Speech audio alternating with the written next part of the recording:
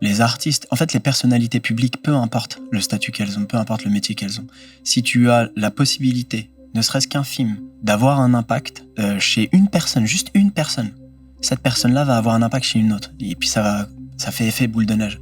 La société, elle doit être comme ça. Donc la société, quand elle s'élève pour une injustice, elle doit s'élever, véritablement.